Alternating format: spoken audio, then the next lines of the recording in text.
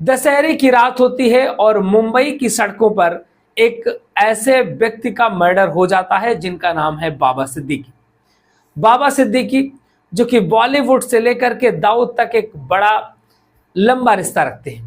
पूर्व में मंत्री रह चुके हैं, विधायक रह चुके हैं, वर्तमान में उनके बेटे विधायक हैं। वर्तमान समय में वो अजीत पवार की पार्टी एनसीपी में है और कहा जा रहा है कि देर रात वो पार्टी कार्यालय से ही वापस आ रहे थे और साथ में उनके बेटे को भी आना था, लेकिन बेटा कुछ कारणवश नहीं आया, वो थोड़ी देर बाद निकला वहां से, लेकिन बाबा सिद्दीकी निकल जाते हैं। ऐसे में जैसे ही वो रास्ते में पहुंचते हैं तो कुछ बच्चे उनको पटाखे फोड़ते दिखाई देते हैं।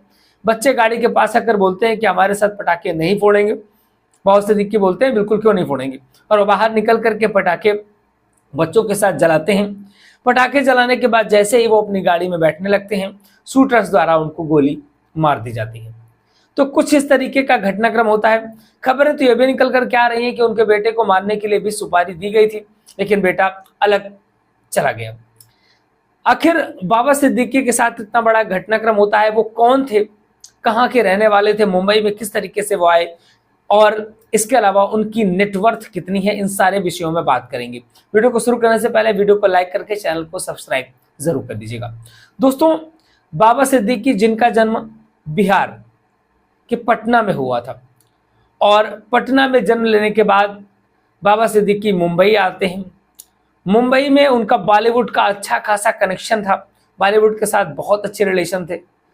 बड़े बड़े सेलिब्रिटीज उनकी पार्टियों में आते थे। ये भी कहा गया कि सलमान और शाहरुख के साथ उनकी बहुत अच्छी दोस्ती थी, और जो सलमान और शाहरुख के बीच में जो पंगा चल रहा था, जो झगड़ा चल रहा था, उसको सॉल्व भी बाबा सिद्दीकी ने कराया था। सलमान और शाहरुख की दोस्ती भी बाबा सिद्दीकी ने कराई थी। इसके अलावा बहुत लग्जरी लाइफ जीते थे, करोड़ों की संपत्ति थी, बहुत सारी चीजें थी। पहले कांग्रेस में थे, बाद में एनसीपी के नेता बने। लेकिन इसी बीच में खबर आती है कि ये जो हत्या हुई है, इसके पीछे बिश्नोई गैंग का हाथ है। एक फेसबुक पोस्ट आती है जिसमें कहा जाता है कि सलमान का जो भी साथ देगा, जो सलमान का दोस्त होगा, वो हमारा दुश्मन होगा, और हमने अपने भाई का बदला ले लिया है। तो इस तरीके से एक पोस्ट आती है जिसकी पुष्टि अभी तक नहीं हुई है। लेकिन इसके पहले बात कर लेते हैं कि बाबा सिद्दीकी मुंबई आए और इसके बाद उनके पास कितनी संपत्ति थी। 2014 के चुनाव में जो उन्होंने एफिडेविट दिया था, उसके आधार पर उन्होंने बताया था कि उनके पास 76 करोड़ की कुल संपत्ति है। खैर, नेता लोगों के पास बहुत संपत्ति होती है, लेकिन वो इतना शो नहीं करते हैं। वहां पर बड़ी बड़ी इफ्तार पार्टियां होती थी, बड़े बड़े लोग आते थे उनकी पार्टियों में। इसके अलावा 2018 में जब ईडी ने बाबा सिद्दीकी की कुछ संपत्ति जो है जब्त की थी, लगभग 462 करोड़ की संपत्ति जब्त की थी, जबकि उन्होंने 2014 के चुनाव में 76 करोड़ की अपनी संपत्ति बताई थी।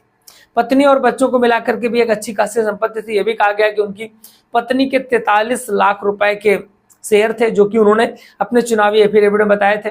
72 लाख रुपए की LIC पॉलिसीज थी, 6 करोड़ का गोल्ड था, और 2 गाड़ी मर्सिडीज बेंज थी।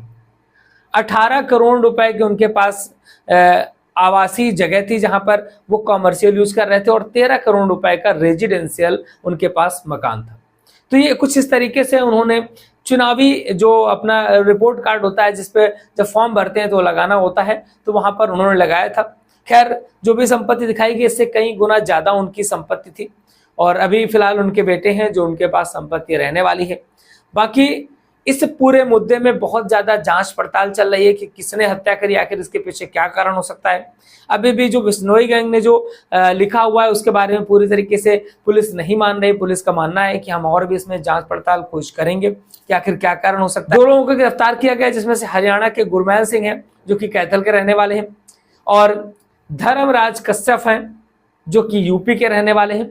2 व्यक्ति फरार बताए जा रहे हैं, एक का नाम शिव कुमार है और दूसरे का नाम जीशान अख्तर है। तो ये फरार बताए जा रहे हैं, और फिलहाल दिल्ली की पुलिस, मुंबई की पुलिस, यूपी की पुलिस, MP की पुलिस, राजस्थान की पुलिस और हरियाणा की पुलिस, सारी पुलिस इन सारे मामले को क्लियर करने में लगी हुई है कि इनको जल्द से जल्द दोनों को गिरफ्तार किया जाए और पूरे मामले का खुलासा हो सके कि आखिर बाबा सिद्दीकी का मर्डर कैसे हुआ। बाकी एक एक अपडेट लगातार आपको हमारे इस चैनल पे मिलती रहेगी। सब्सक्राइब नहीं किया है तो कर जरूर लीजिएगा। मिलेंगे फिर किसी नए वीडियो के साथ। नमस्कार।